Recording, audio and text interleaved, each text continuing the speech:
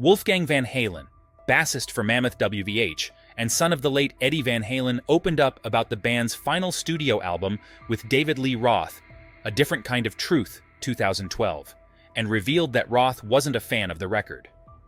Wolfgang candidly shared that David Lee Roth didn't have a favorable reaction to the album, which was Van Halen's first in over a decade with Roth on vocals.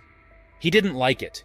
He definitely wasn't a fan, Wolfgang admitted, explaining that while Eddie Van Halen and himself were excited about the project, Roth was less enthusiastic.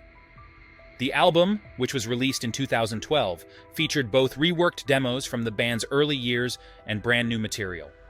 Many of these demos, which Eddie had recorded in the 70s, were revisited and reworked into the final product. However, this approach didn't sit well with Roth, who had his own ideas about the band's direction.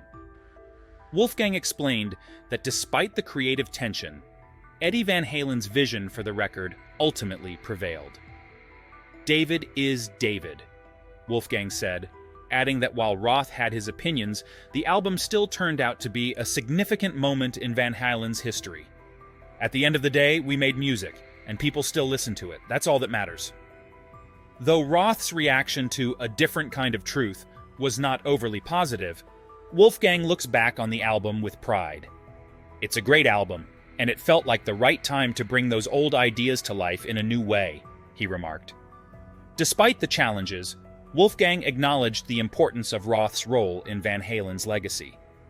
"He didn't always agree with how we did things, but his presence and vocal style were a big part of what made Van Halen, he said.